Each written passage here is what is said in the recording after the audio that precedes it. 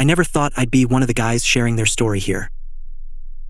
My name is Marcus, 38 years old, and I work as a construction manager.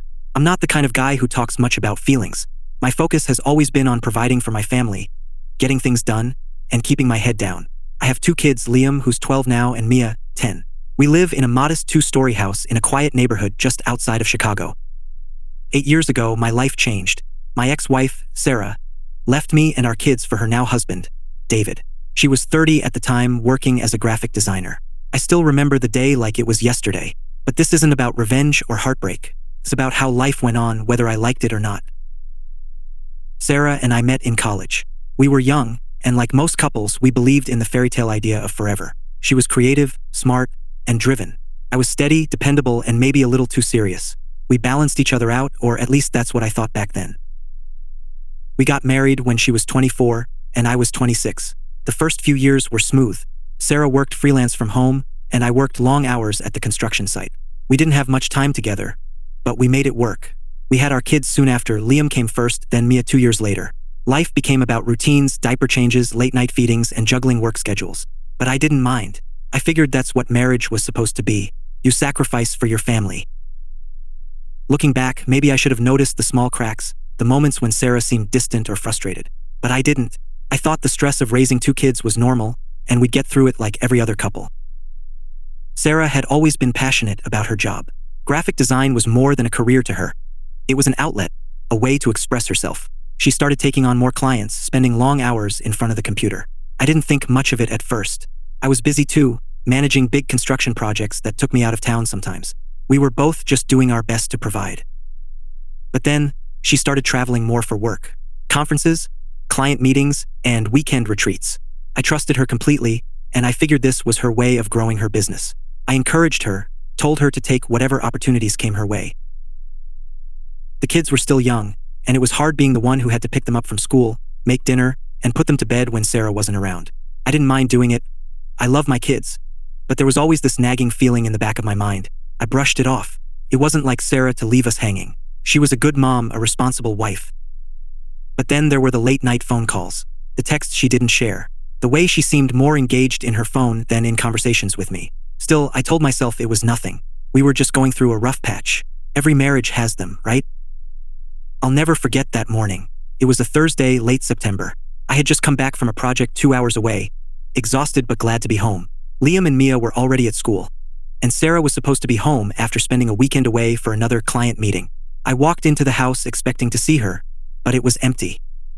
At first, I thought she was just out running errands, but as the hours passed, I realized something was off. Her suitcase was gone, and so were a few of her clothes. Still, I waited. I texted her, called her phone. Nothing. That night, I found the note.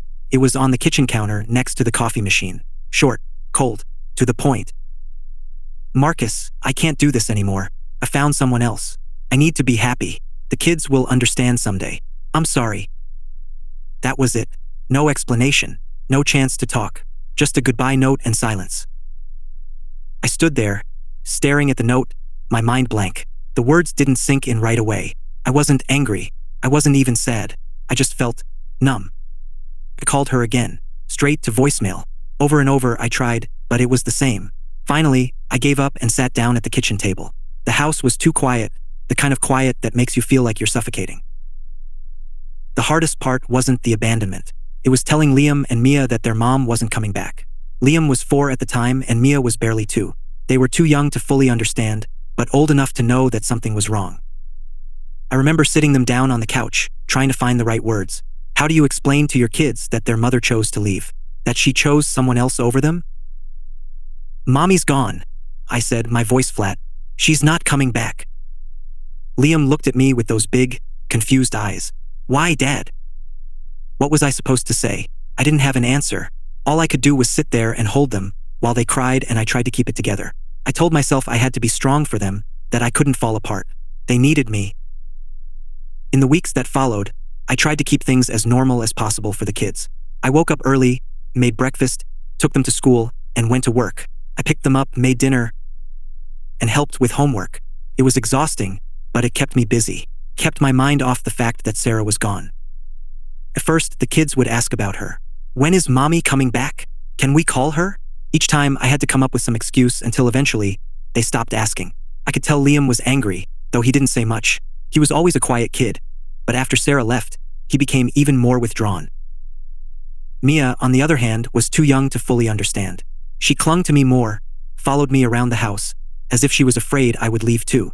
I made sure to spend extra time with her, even when I was bone tired. I had to be there for them.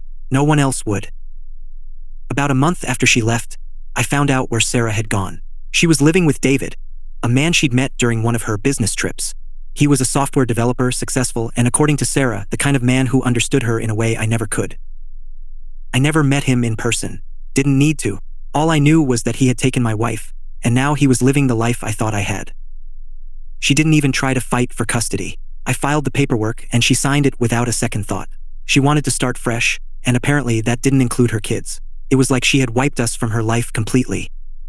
I felt anger, sure, but mostly I felt empty, like the life I had spent building for the past 10 years had been ripped away, and I was just supposed to move on. 8 years have passed since that day. 8 long years of raising Liam and Mia on my own, of answering their questions about why their mom chose someone else.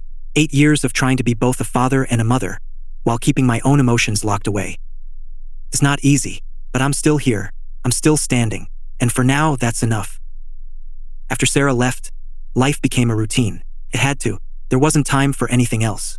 Wake up, get the kids ready for school, pack lunches, drop them off, go to work. By the time I came home, the house was already dark, the silence settling in before I even stepped through the door. It was the kind of silence that made you realize just how empty a place could feel, no matter how many things were inside it. Liam and Mia were my priority. They had to be. I didn't have time to think about anything else. What Sarah had done, how she had just walked out, or the fact that I hadn't heard a word from her since that note. If I stopped to think about it, if I let myself feel anything, I wasn't sure I'd be able to keep it together. So I didn't. The routine was my way of coping, kept me focused, kept me grounded. But I could see the cracks forming, especially in Liam. He wasn't handling it well. At 8 years old, he was already too smart for his own good. He knew something was wrong, even if I never said it out loud. "Why doesn't Mom call?" he asked me one evening, his voice quiet. I didn't have an answer. I never did. "She's busy," I lied, knowing it wasn't the truth. "She's figuring things out." Liam just nodded, but I could see the frustration in his eyes. It was the same look I had every time I thought about her. I didn't know how to help him, how to make him feel better. I was barely holding it together myself. Being a single parent wasn't something I had planned for. When Sarah and I were together, we had our roles. She was the creative one, the one who handled the fun, emotional stuff with the kids. I was the provider, the one who made sure the bills were paid, the food was on the table, and the lights stayed on. I was the backbone, and she was the heart.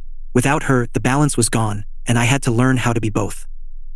Mia was easier to handle in some ways. She was younger, still full of that innocence that made the world seem simpler. I could make her smile with just a silly joke or by playing hide and seek. But Liam, he was growing up too fast. He was angry, and it showed in the way he acted at school, the way he talked back to me, the way he'd lock himself in his room for hours. I wanted to help him, but I didn't know how.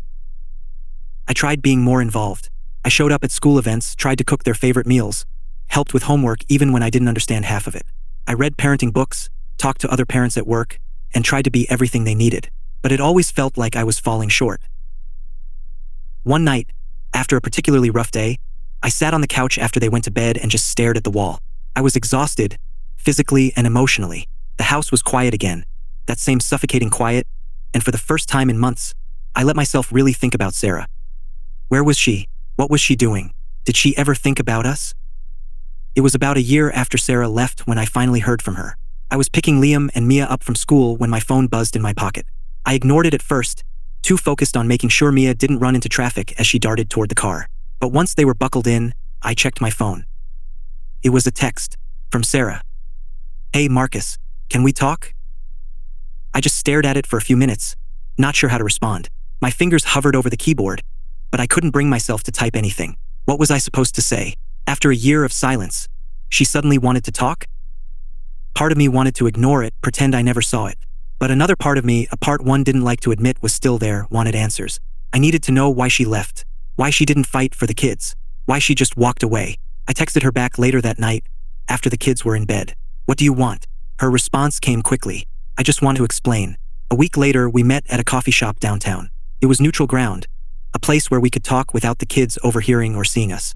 I didn't want them getting their hopes up, thinking their mom was coming back into their lives in some meaningful way. I didn't know what this was about, and I wasn't going to let them get hurt again. When I walked in, Sarah was already sitting at a table in the back, a cup of coffee in front of her. She looked different, though I couldn't put my finger on why. Maybe it was the way she carried herself now, more confident, like she had made peace with whatever decision she'd made.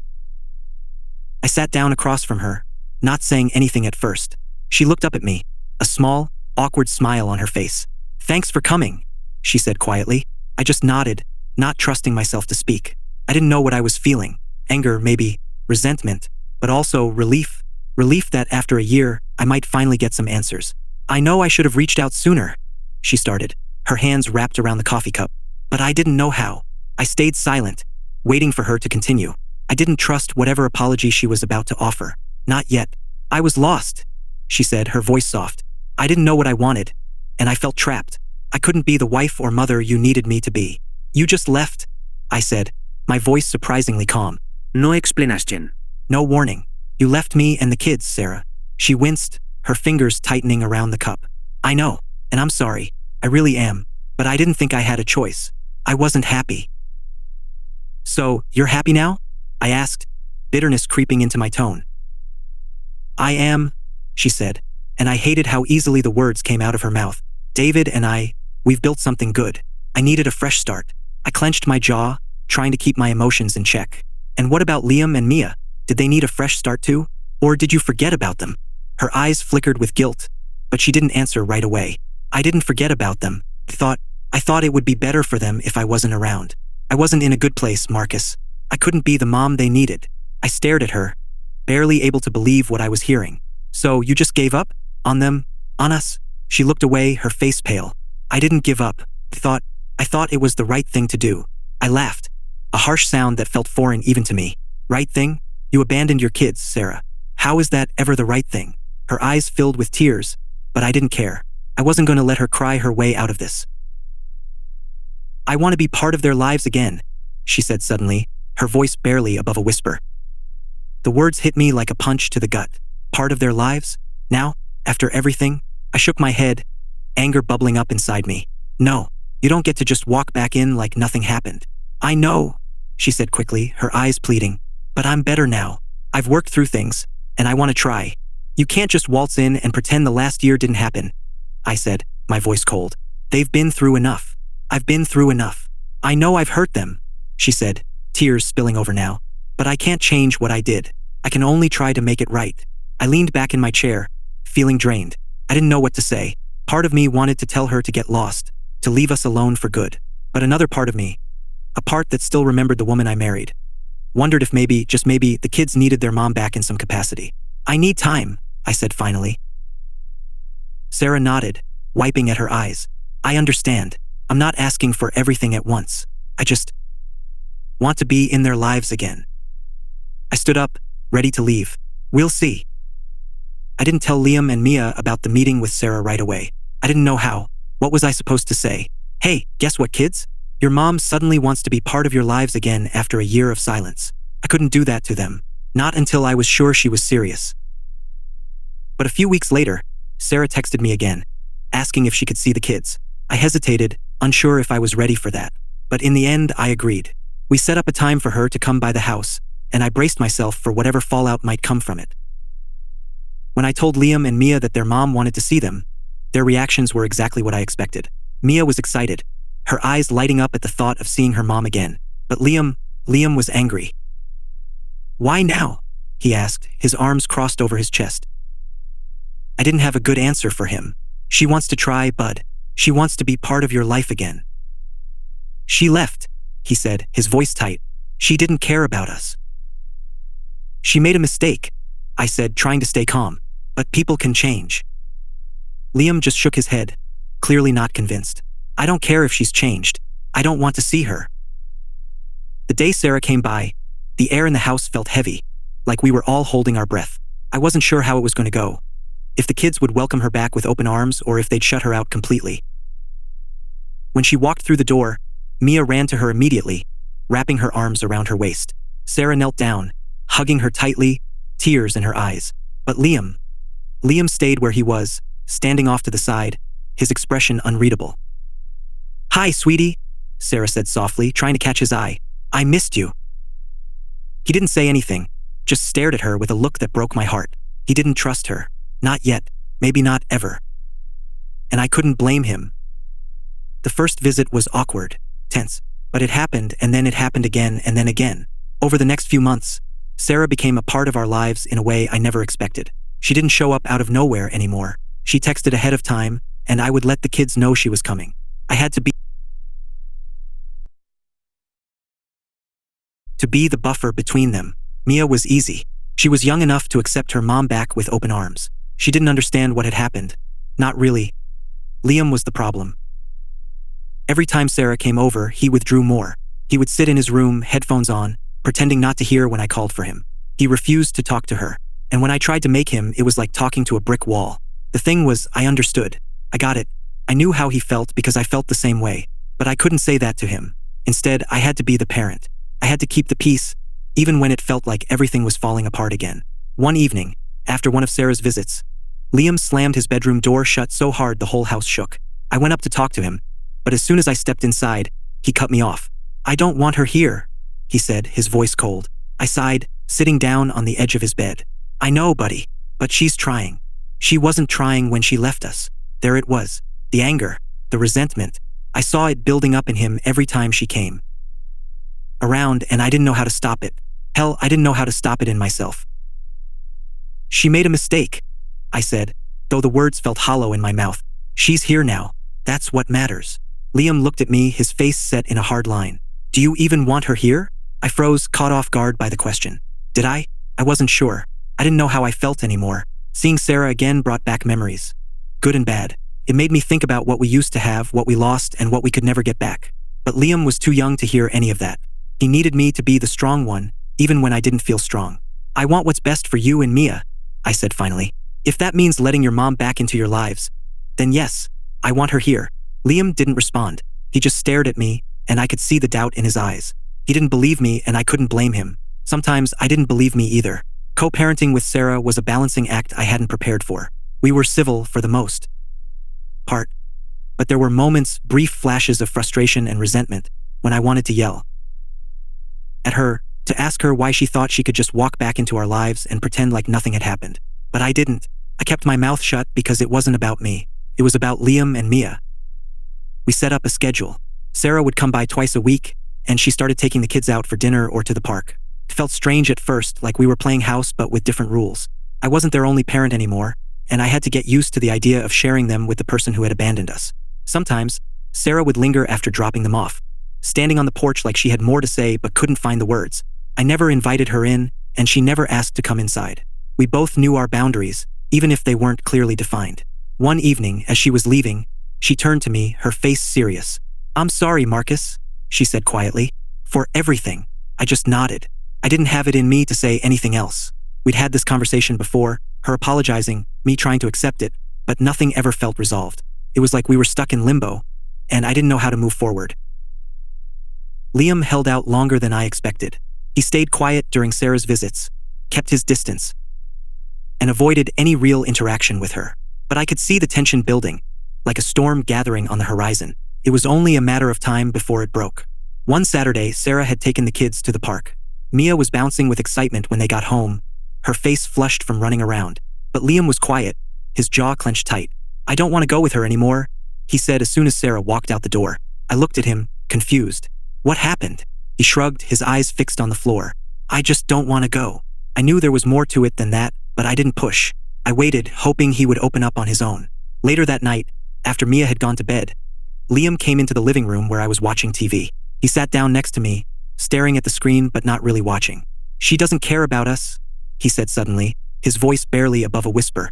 I turned off the TV and looked at him. "Liam." "She doesn't," he repeated, more forcefully this time. "She left. She didn't care then, and she doesn't care now." I sighed, rubbing a hand over my face. "She's trying, Liam. People make mistakes." "Stop saying that," he shouted, his voice cracking. "She didn't make a mistake.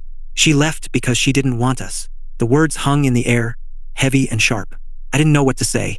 How could I argue with him when I had thought the same thing for months? "She wants to be here now," I said, my voice soft. Isn't that worth something? Liam shook his head, tears filling his eyes. No, it's too late. I reached out to him, but he stood up, backing away. I don't want her here, he said, his voice trembling.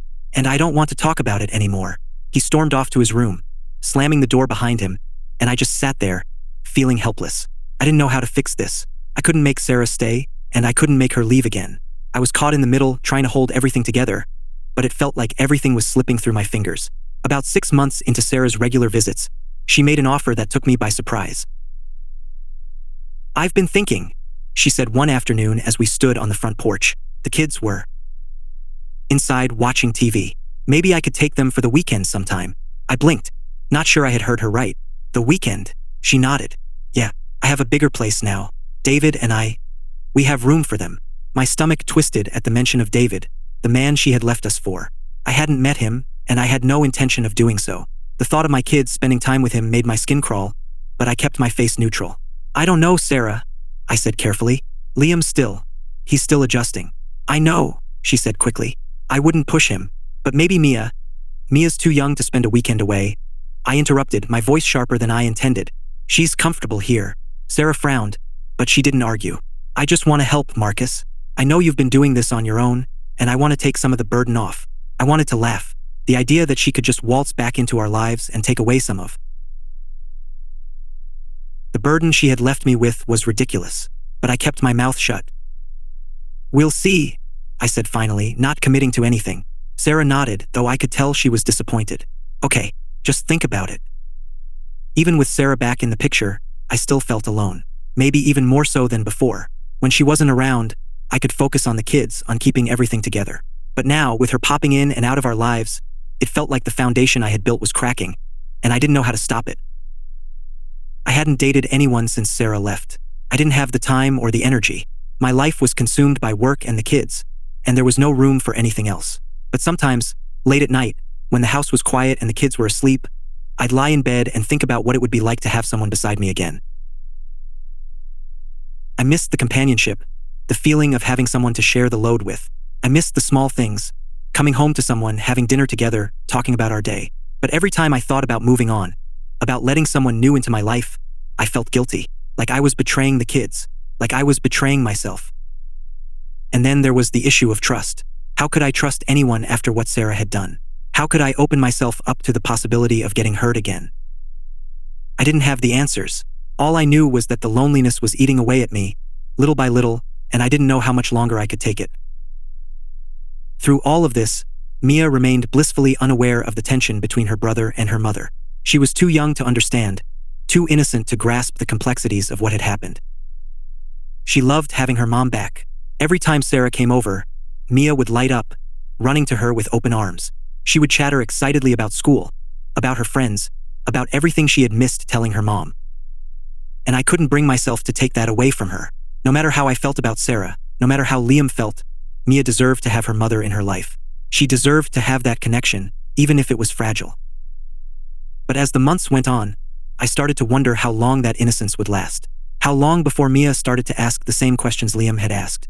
How long before she realized that her mom had left us, that she had chosen someone else over her family. I dreaded that day, because I didn't know what I would tell her. The tension in the house built slowly, like water filling up a dam. It wasn't one thing that broke us. It was 1,000 little things, piling up until we couldn't hold it together anymore. One evening, after Sarah had dropped the kids off, Liam exploded. I'm not going with her anymore, he said, his voice shaking with anger. I looked at him, confused. What happened? She doesn't care about us, Dad. She never has. She's trying, Liam. No, she's not, he yelled, his face red with fury. She left because she didn't want us. She doesn't want us now. She's just pretending. I sighed, rubbing a hand over my face. She made a mistake, Liam. People make mistakes. Liam shook his head, tears filling his eyes. I hate her, he whispered. The words hit me like a punch to the gut. I didn't know how to respond. I didn't know how to fix this. And that's when I realized I couldn't. No matter how hard I tried, no matter how much I wanted to, I couldn't fix what Sarah had broken. Liam's resentment festered like an open wound. Every visit from Sarah brought more friction, more heated words, and longer silences. I could see the toll it was taking on him. His grades started to slip. He spent more time in his room, shutting everyone out. And no matter what I said, I couldn't reach him. One Friday evening, Sarah arrived to pick the kids up for dinner, as usual. Mia rushed to the door, excited as ever, but Liam remained glued to the couch, staring blankly at the TV. "Liam, your mom's here," I called out, already knowing what was coming. "I'm not going," he said, his voice flat, final. Sarah's footsteps echoed as she entered the living room. She stood awkwardly by the door, clutching her purse like a shield. "Liam, sweetheart, don't you want to come with us? We're going to your favorite restaurant." Liam didn't even look at her. "No." The room felt charged, the air thick with unspoken anger. Mia tugged at my sleeve, looking up at me with wide eyes, confused by her brother's coldness. But this had been building for months, and I knew there was no stopping it now. "Liam," I started, trying to keep my voice calm. "I know you're upset, but it's not going to help if you—" "She left us," Liam shouted, finally turning to face her. His voice cracked with the weight of everything he'd been holding in. "She doesn't get to just walk back in like nothing happened." Sarah's face paled. "Liam, you don't care about us," he said, his voice trembling. "You didn't care then and you don't care now. You only show up because you feel guilty." Sarah's mouth opened, but no words came out. She looked to me for help, but I was frozen. There was nothing I could say that would fix this. This wasn't about me anymore. This was between her and Liam. "I can't change what happened," she whispered, her voice barely audible. "But I'm trying now. Doesn't that count for something?" Liam stood up, fists clenched at his sides. "It's too late, Mom. You don't get to decide when it counts." And with that, he stormed off to his room, leaving the door slamming behind him. Mia sat on the couch, wide-eyed and confused. Sarah stood in the doorway, looking like she had been gutted. For a moment, the house was completely silent. I felt like the walls were closing in, and there was nothing I could do. "I'm sorry," Sarah said, her voice thick with tears. I thought if I kept coming back, he'd forgive me. I didn't realize how much I hurt him." I nodded, not trusting myself to speak. I had my own feelings about her return, but they were nothing compared to what Liam was going through. He had carried the weight of her abandonment for years, and now it was all coming out. Sarah wiped her eyes, her hand shaking. "Maybe I should stop coming," Mia gasped. "No, Mommy." She ran to Sarah, hugging her legs tight. "Don't go away again." Sarah knelt down, hugging her daughter close, tears streaming down her face. "I won't, sweetheart. I won't. I just don't know what to do anymore." I stood there, watching them, torn between empathy and frustration. Sarah was here now, trying to fix things, but Liam was right. It wasn't that simple. Years of absence couldn't be erased in a few months of dinners and park visits. "I'll talk to him," I said finally, my voice heavy. "But Sarah, you have to give him time. He's been hurting for a long time." She nodded, her face full of pain. "I know. I just don't want to lose him." "You already did," I said, my voice softer than I intended. "You're just trying to get him back." That night, after Mia had gone to bed, I knocked on Liam's door. He didn't answer, but I let myself in anyway. He was lying on his bed, staring at the ceiling, his headphones covering his ears. I gently pulled them off, and he glanced at me, eyes red and tired. "You want to talk about it?" I asked, sitting down at the foot of his bed. He shrugged, but after a moment, he spoke. "She doesn't get it, Dad. She thinks she can just come back and everything will be okay. But it's not. It's never going to be okay." I nodded, understanding. "You're right. It's not going to be the same. But that doesn't mean it can't get better." Liam sat up, his face filled with frustration. "How can you even let her in, after everything she did to us?" I sighed, trying to find the right words. "I don't do it for me. I do it for you and Mia. Because no matter what happened, she's still your mom. And part of you, whether you want to admit it or not, wants her to be here." Liam looked down at his hands, his shoulders slumping. I don't know how to trust her again." "You don't have to trust her right away," I said. "But maybe over time you can let her in a little. Give her a chance to prove herself." Liam didn't respond, but I could see the conflict in his eyes. He wanted to forgive her, but the hurt was still too fresh. "You don't have to decide anything now," I said softly. "Just think about it, okay?" He nodded slowly, and I gave his shoulder a reassuring squeeze before heading to my room. I knew this wouldn't be the last conversation we'd have about Sarah, but it was a start. In the months that followed, things didn't magically get better. Liam was still distant with Sarah, and there were days when he refused to see her at all. But there were also small moments, tiny, fragile steps toward healing. One afternoon, I saw Liam sitting at the kitchen table, talking to Sarah about school. It wasn't much, just a brief exchange about his grades, but it was more than I had seen in months. Mia, of course, was still her bubbly self, completely untroubled by the undercurrent of tension that still lingered between her brother and mother. As for me, I made peace with Sarah's presence in our lives. She wasn't the woman I had fallen in love with anymore, and I wasn't the man she had left behind. We were different people now, both scarred by the choices we had made, but somehow we had found a way to coexist for the sake of our children.